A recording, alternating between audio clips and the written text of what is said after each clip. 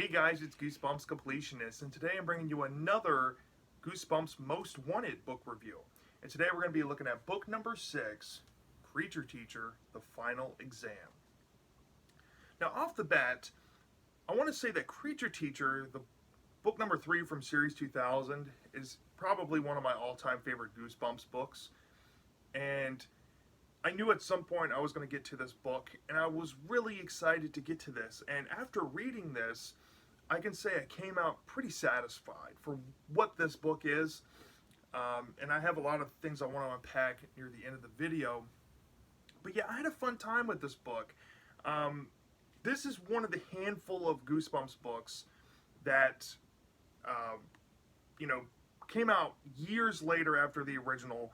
And it's also one of only 2 Series 2000 sequels to ever get made. And what I mean by that is, like, properties created in Series 2000, there's only 2 sequels to those properties that were original to that series, and that is Revenge of the Body Squeezers, that was in Give Yourself Goosebumps, and that was a special edition from like back in 1999. And then you have this book that came out in the 2010s, like almost 15 years after the original Creature Teacher and Most Wanted. So I was curious to try this out, and like I said, I was pretty impressed for what it is. It's not the greatest thing ever, but I highly recommend it to check it out and give this a read, especially if you love the original. You really should have this in your collection, especially if Series 2000 is one of your favorite series. You should have this and Revenge of the Body Squeezers in your collection, just based on principle. And I guess some other books from the original series, like, I don't know, since they're slappy sequels, Night of the Living Dummy 1 through 3, Ghost Camp, One Day at Horrorland, you know those books. This is definitely one to have, especially if you're a Series 2000 fan. So let's get into the plot overview without giving too much away. So this book, like most wanted books, if not all of them, start out with a blurb from R.L. Stine, kind of talking to the reader about the posters. And for once, I quite like the poster thing here because it makes sense. This is referring to the Most Wanted series and in kind of a meta term, like, these are villains that you want to see in Goosebumps books. And yeah, Miss Marg finally making a return all these years later is definitely a Most Wanted thing that we all wanted to see. So yeah, really like that opening. It's really set the mood going in. And then it cuts after that 2-page thing with R.L. Stine right into the story with Tommy being this 12-year-old kid who is kind of like this black sheep of his family. And very quickly, you're going to understand what kind of family he's in. His parents are very athletic and very competitive with one another. Even his younger sister is very competitive. She's into, like, spelling bees. His dad's into, like, I don't know, sports and stuff. And his mom's into running. And he's just the type that likes to chill and hang out with his friends. But you get this impression from Tommy that his family views him as kind of a loser. And it all kind of comes together when he reveals that he's being sent to this camp called Camp Winter, which is like this camp on this island that you have to take a boat out of. And they're on this trip out to this area to drop him off to have him go to summer camp. Now, he's 2 days late to camp. Camp started 2 days prior, but his parents insisted on doing something in New Mexico, which kind of set him back. So now he's going to be 2 days behind at camp, and he really doesn't feel like he has to go, and he asks his parents, why is he going? And his parents are pretty much jerks to him and say, we're trying to make you a winner, And like I said, you get a sense of Tommy's situation there, kind of a toxic family environment there. And so they arrive where the dock is to drop him off, but the boat isn't there yet. So they decide to go inside and eat. And there you see even more competition with the family. You get this little nod to this hot sauce mechanism that's used throughout the story. So that's a really integral scene to the whole book. I don't really want to go into too much detail there, but essentially you get a sense that even they're competitive while eating. And Tommy's like, he's reading the brochure and he's looking at the brochure, and it says, when you arrive at this camp, you are a loser. When you leave, you're a winner. So he has that mantra. After they finish eating, his family bids him farewell, and he's on the dock, and he's the only one getting picked up from the dock since he's the only one that's 2 days late. So the boat takes him, and while he's in the boat, he's overlooking the water, kind of taking everything in, taking in the scenery, and then he sees the island. They come across the island, they park the boat, and he gets out, and he has his duffel bag with him with all of his stuff, and he's greeted by this kid, and this kid says, "Hey, I'm a counselor here. I'll take your duffel bag to your cabin." I think it's like cabin 12. He's like, "Oh, that's cool. That's very nice of you." And while they're walking, he says, "Oh, I think the person who runs this camp, his name is Uncle Felix. He might want to talk to you, and he has his cabin over there." So Tommy's like, "Okay, I'll go talk to Uncle Felix." So he leaves, you know, the kid, I think his name is Rob or something with like two B's, to take his duffel bag to his cabin. So he gets to Uncle Felix's cabin, and he says, "Hey, you wanted to talk to me?" He goes, "Oh, no. Don't trust any of the kids here. They like to pull pranks." And he basically says that, you know, there's no such thing as cabin 12. There's a cabin J, and that's your cabin. And he puts two and two together. He's like, "Oh, this kid named Rob, you know, he took my stuff." And he's like, "Rob isn't a counselor here." and he's like, "Oh man, this is bad. He just took my stuff." Not to mention, Uncle Felix and the actual camp counselors here are like bald-headed people, like slick bald heads, like shaven heads, like kind of picture them with like no eyebrows or something. And off the bat, when you meet these camp counselors, you're immediately going to understand that this book is splicing together Creature Teacher and the horror at Camp Jelly Jam. It's literally, that's what this is trying to do here. So you get this horror at Camp Jelly Jam vibe. You're like, okay, there's something weird about these camp counselors. And so he leaves, and he's like, "Okay, I got to go find Cabin J." And he stumbles across this girl named Sophie. And Sophie tells him that, no, all the cabins here are numbered. And he's like, "Well, the camp counselor just told me that they're letters." And he remembers that he can't trust any of the campers because all these campers are described to be like, they're rambunctious. They're always competing against each other, trying to prove who's the best.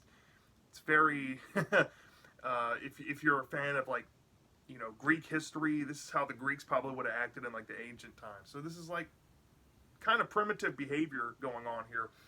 And Sophie's like, "Okay, well, I should let you know about this person named the teacher.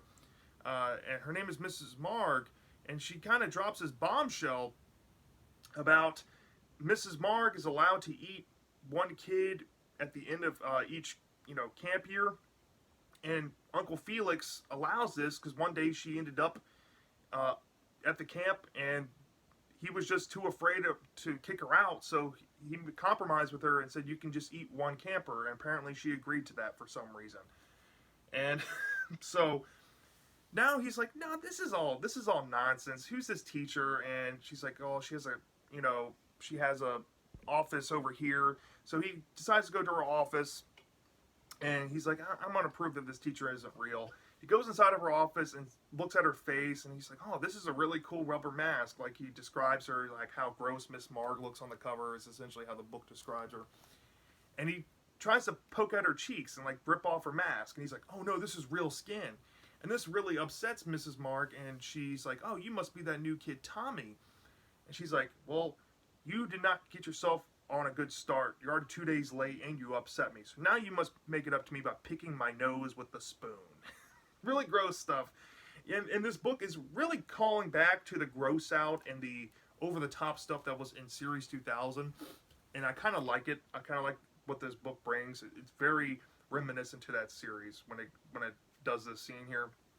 So he takes the spoon and digs it in her nose, and he pulls out these like enormous boogers that just get all over the place, all over him. And he's like, "I gotta get out of this place. She's a real monster. Apparently she wants to eat me. Apparently I'm at the bottom of her list. Something's wrong." So he bolts and tries to escape. He goes back to the dock, and he sees this boat and tries to hide out on the boat. And while he's there, he encounters this sign that says this boat is being guarded by a rattlesnake. What? So he eventually finds the rattlesnake, and yeah, the rattlesnake is there and snapping at him. And I'm guessing the rattlesnake is here to kind of mark somebody who's trying to escape on the boat. Like if you get bitten by a rattlesnake, obviously the camp will know if you're trying to escape. So he gets narrowly saved, and what ends up happening is that he escapes the rattlesnake, and they're like, and he gets taken back to Uncle Felix's cabin, and he's essentially told that they have cameras everywhere, and Uncle Felix confirms the whole thing about Miss Marg, and then he's told by Uncle Felix um, that he should go to class and try to do better so he's not on the bottom and pretty much get eaten by Miss Marg. So after that point, we stop getting more Jelly Jam vibes, and it starts becoming like the Creature Teacher book that we knew before, where he starts going to class. For some reason, Miss Marg is teaching a summer class here, and he's greeted, and obviously she has a chart. In this book, it's called the Weight Watchers chart, and he's at the bottom of the list because he's 2 days late. He's already made her upset, and he's tried to escape. And he's also gotten Sophie in trouble because Sophie was trying to help him find his cabin, so Sophie's now near the bottom with him. So for that day's thing that she planned on doing, she brought out a thing of worms, like big 6-inch worms, and the challenge was for everybody to hold them up. And it seemed like the challenge was going to be to eat them, so Tommy interpreted to eat the worm, so he did that. He had to toughen up. He's like, look, I don't need to be on the bottom of this list. I'm trapped here. I'm going to eat this worm.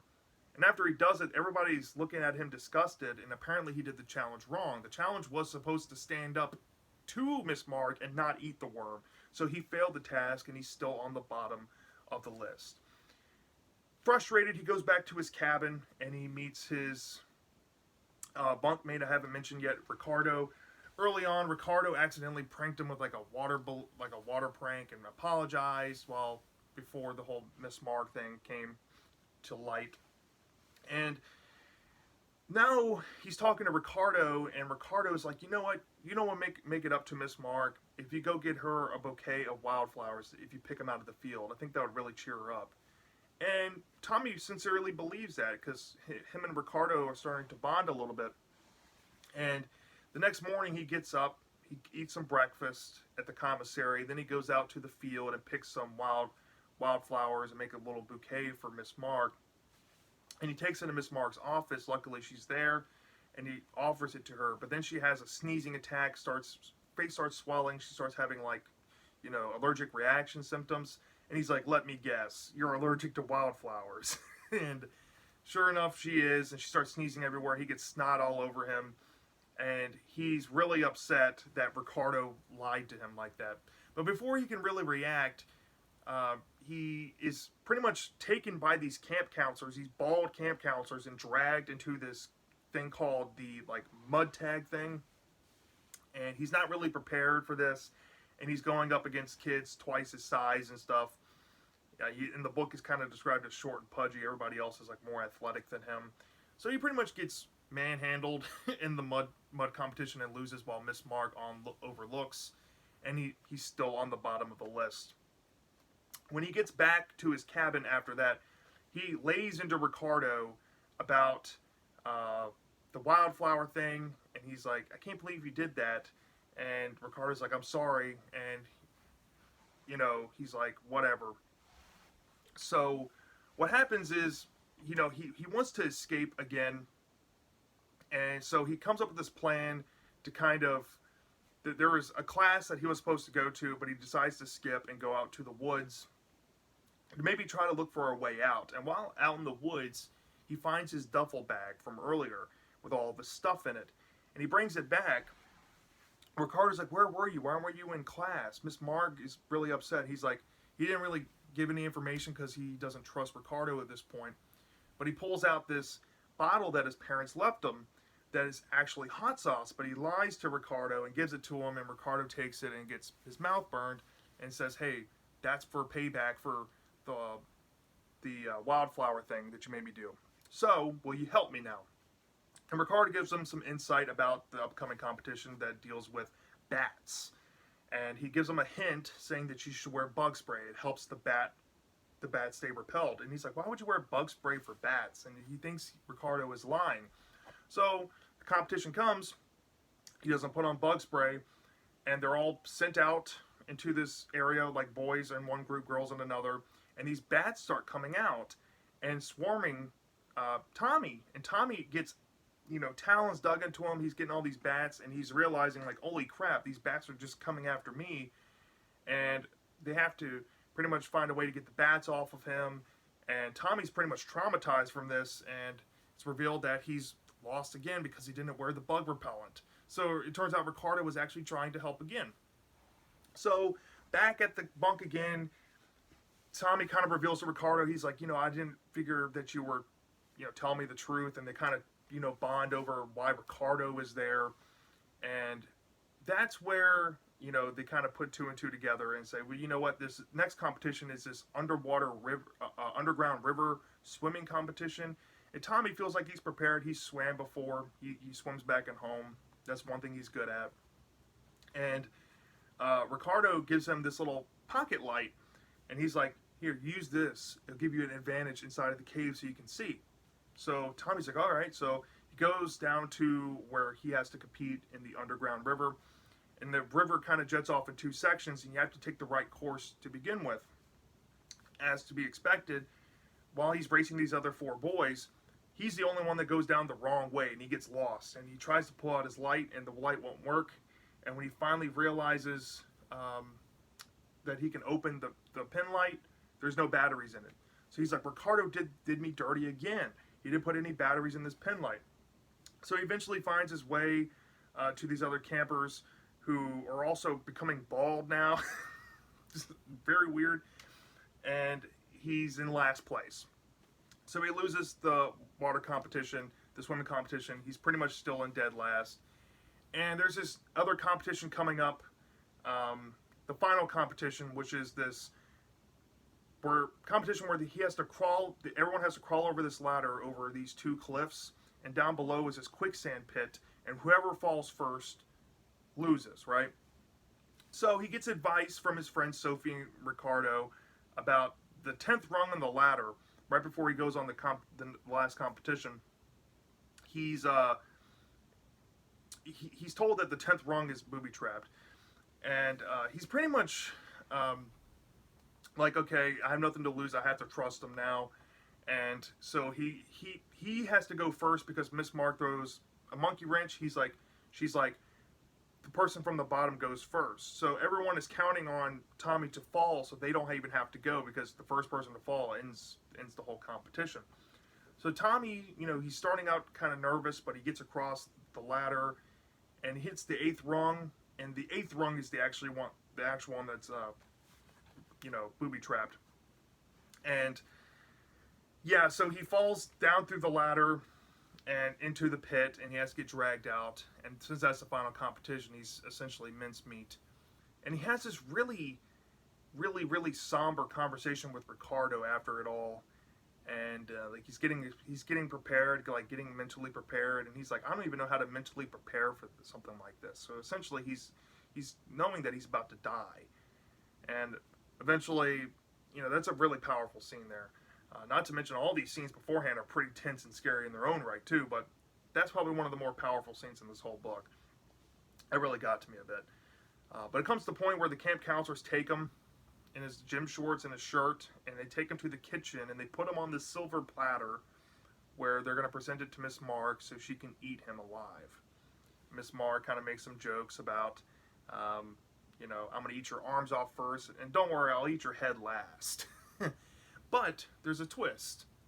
Tommy had done something before he went and, took himself to the camp counselors to be eaten by Miss Mark. What happens is, what he did not only deterred Miss Mark from wanting to eat him, but it made Miss Mark go a bit crazy. And she may or may not have fled or died. I'm not going to tell you which one. And the situation seems to resolve itself, where Miss Mark may or may not be in the picture anymore, and things seem to be looking better. And then a twist ending happens. And there was another monkey wrench in the equation. And that's how essentially Creature Teacher, the final exam wraps up. So yeah, let's start off with the positives of this book. Tommy, compared to the previous character in the first Creature Teacher book, Tommy is a different type of protagonist, which I really enjoy. The first Creature Teacher protagonist, I want to say his name is Jack, but I could be mistaken. He was more of like a class clown type, and his whole story was focused around the concrete jungle type of environment, like the school and big business. They kind of mirror each other. The cutthroat nature of the competition of school and that anxiety those kids have about performing and being better than everyone else, and how that's kind of a universal theme and commentary that book's presenting with this character. He's not really a loser. He's just a class clown that he starts off on the wrong foot and just keeps on the wrong foot. Here, Tommy's a genuine loser, right? That's how he's displayed in the book. So he has this angle kind of reminiscent to some other competition-based books in Goosebumps, like How I Learned to Fly, or The Birthday Party of No Return, where the main character is just inferior to everyone. And that's kind of reminiscent to his character. And it's also blending in that horror at Camp Jelly Jam sports competition vibe, that sports camp competition, blending it with the Creature Teacher, with this character from the first book. It's essentially just splicing those two books together for a good portion of the book. So Tommy is that typical, archetype, like the kid from How I Learned to Fly, or the kid from The Birthday Party of No Return. He's just second best or last place, that type of archetype. But he's kind of different from the previous Creature Teacher protagonist, which was a breath of fresh air. He was really funny. He had some pretty hard-feeling moments. He was very honest in his monologue. He was very likable and rootable, very smart and street savvy.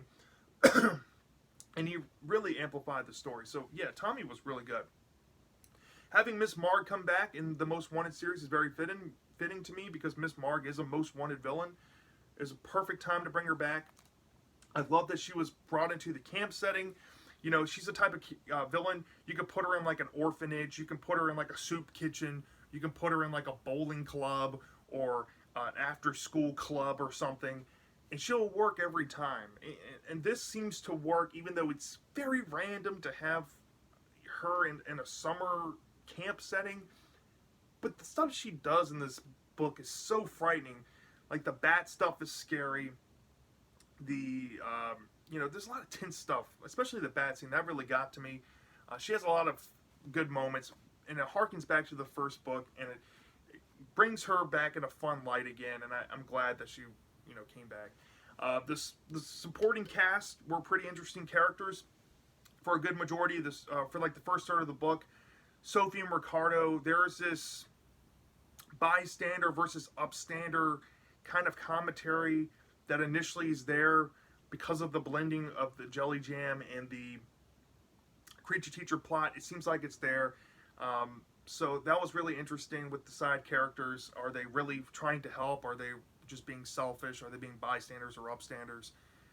The camp counselors came off creepy, had a lot of horror Camp Jelly Jam vibes. I was thinking that this story was going to go wild with some cult stuff. And they were kind of fun to read. Uncle Felix was really weird. He had some weird motives and decisions, but I wanted to see more where that was going. The final twist to this book, the end beat, was really fun. It was pretty much a downer, and it just really sent the story off on a good note. And the twist even was super fun, and there's sequel bait to there somehow too. So yeah, this was awesome.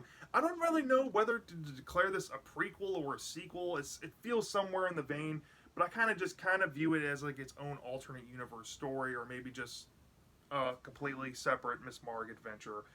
Either way you go into it, it's really fun. But I do have a negative with the book, and I'll kind of keep this short and brief.